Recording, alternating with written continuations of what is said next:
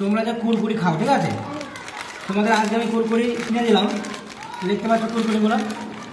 তো এগুলো কিন্তু তোমাদের শরীরের পক্ষে ক্ষতিকারক। কেন ক্ষতিকারক? দেখো, মোম যেরকম দীর্ঘ টাইম ধরে জ্বলে, ঠিক আছে, এই কুরকুরি দীর্ঘ টাইম ধরে জ্বলবে। কেন? কারণ এর মধ্যে স্টার্চ থাকে। কি থাকে? স্টার্চ।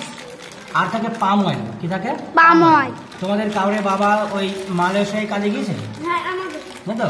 দেখো, মালয়েশিয়ায় বিশাল বড় বড় সেই ফল পারে, একটা ফলের ওজন তোমার 20 কেজি 30 কেজি ওজন, তাই না? ওখান থেকে যে ফলগুলো পারে না, ওই ফল থেকে তেল উৎপন্ন হয়, সেই তেল এই কুরকুরির মধ্যে থাকে।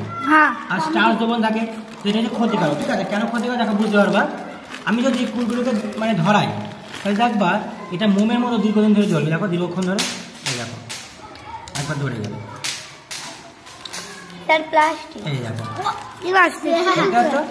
ফুল প্লাস্টিক। দেখতে পাচ্ছ? ক্যামেরা দেখা যাচ্ছে? তোমরা দেখেছো এ কতক্ষণ ধরে জ্বলবে? এখন হাওয়া হচ্ছে, হাওয়ায় যেতে পারে, কিন্তু তবুও দেখো যেরকম মোমে জ্বলে ঠিক মোমের মতো জ্বলবে দীর্ঘক্ষণ ধরে। আমরা ভাবি প্লাস্টিক আছে, প্লাস্টিক নেই। তাহলে কি আছে?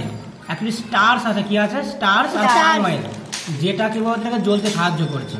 ঠিক আছে, যেরকম ভাবে মন ধরে না, ওরকম ভাবে জ্বলেই যাবে, নিভবে না সহজে, যতক্ষণ যাওয়া, বুঝলে?